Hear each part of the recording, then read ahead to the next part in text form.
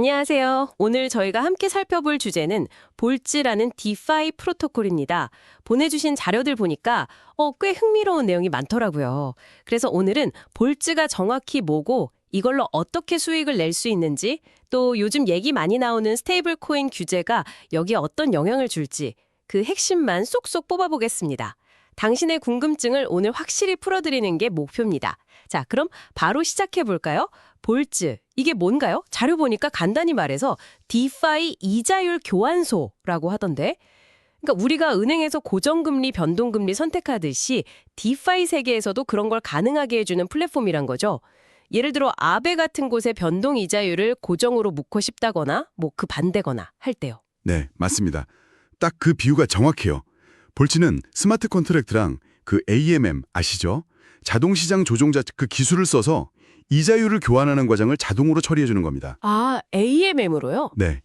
이 AMM이 뭐냐면 복잡하게 들릴 수 있는데 쉽게 말해 거래 상대방이 없어도 즉시 가격을 찾아서 거래를 성사시켜 주는 역할을 해요. 수학 공식을 기반으로 하죠.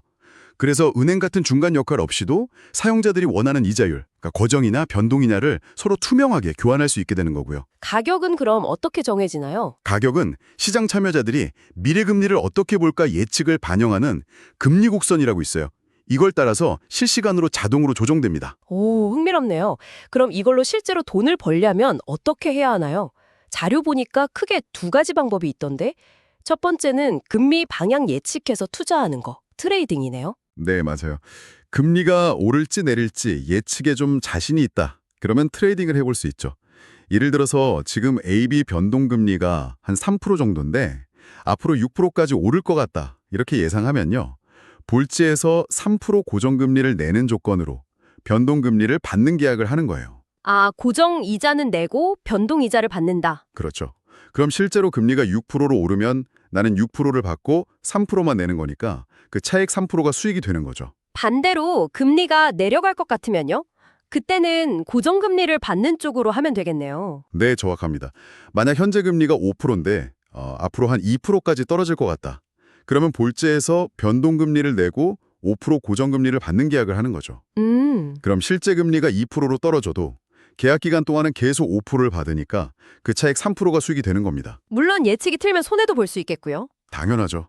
예측 기반이니까 그 리스크는 항상 염두에 둬야 합니다. 알겠습니다.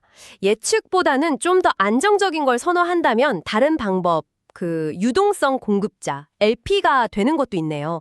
이건 뭐랄까, 거래소에 돈을 빌려주고 수수료를 받는 그런 느낌인가요? 네, 비유가 아주 좋습니다. 이자율 수학 거래가 잘 되려면 그 거래를 뒷받침해줄 자금이 모인 풀이 필요하잖아요. LP는 이 풀에다가 자신의 자산, 뭐 예를 들면 USDC 같은 스테이블 코인을 예치하는 거예요. 아, 풀에 예치를 하고. 네. 그리고 그 풀에서 거래가 일어날 때마다 수수료가 발생하는데 그걸 자기 지분만큼 나눠 갖는 구조입니다.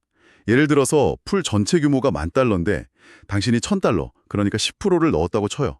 근데 하루 동안 수수료가 $50 나왔다. 그럼 $5를 가져가는 거죠. 그럼 LP로 들어갈 때 뭘 좀 조심해야 할까요?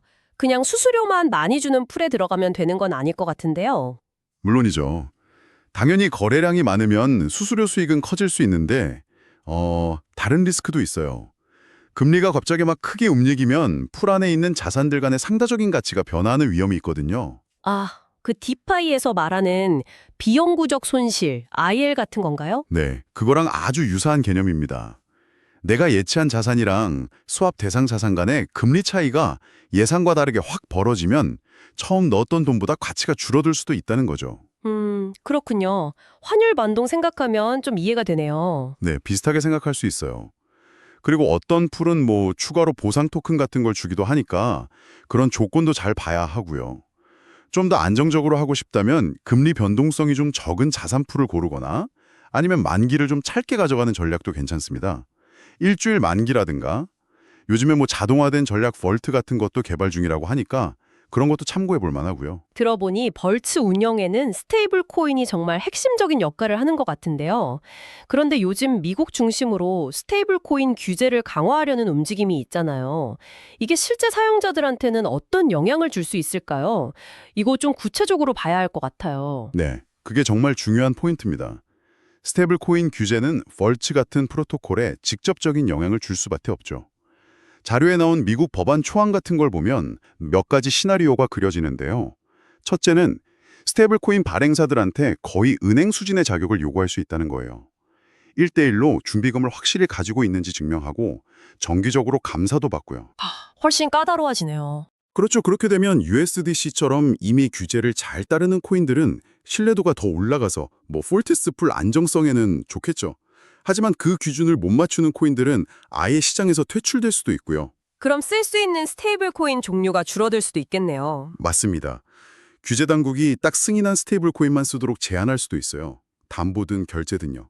그럼 폴티스풀의 다양성은 좀 줄어들 수 있겠죠. 또 다른 영향은 없을까요? 비용 문제도 있어요. 발행사들이 KYC나 AML 같은 규제 맞추려면 돈이 들 텐데 그 비용이 결국 수수료 인상 같은 걸로 사용자에게 전가될 가능성도 있습니다. 아, 비용 증가? 네. 물론 시장 전체적으로 투명해지고 안정성이 높아지는 긍정적인 면도 기대할 수는 있습니다. 그리고 마지막으로 미국 규제 기준을 못 맞추는 해외 스테이블 코인들은 미국 사용자들이 쓰기 어려워질 수도 있어요.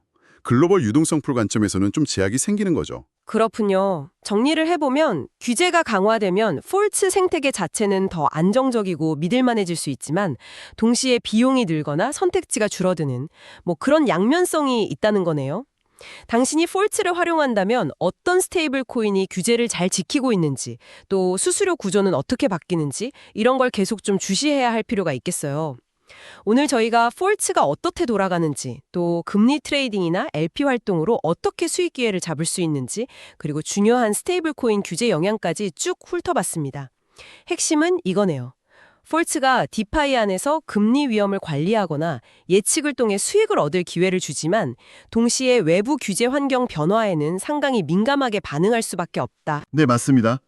여기서 근데 한 걸음 더 날아가서 생각해 볼 만한 질문이 하나 있어요. 이렇게 디파이 프로토콜 자체에 기술적인 위험도 있지만 외부 규제 환경의 영향력이 점점 더 커지고 있잖아요. 이런 상황에서 앞으로 당신 같은 디파이 사용자들이 생각해야 할 리스크라는 것의 성격이 어떻게 변할까 하는 점입니다. 아, 리스크의 본질이요? 네, 단순히 시장 가격 변동 같은 금융적인 위험만 보면 될까요? 아니면 점점 복잡해지는 이 규제 환경 변화에 얼마나 잘 대응하느냐 이런 능력까지 포함하는 더 넓은 의미의 리스크 관리가 필요하게 될까요? 한 번쯤 진지하게 고민해 볼 만한 주제인 것 같습니다. 네, 정말 생각해 볼 만한 질문이네요. 오늘 저희와 함께 해주셔서 감사합니다. 다음 시간에 더 흥미로운 분석으로 찾아뵙겠습니다.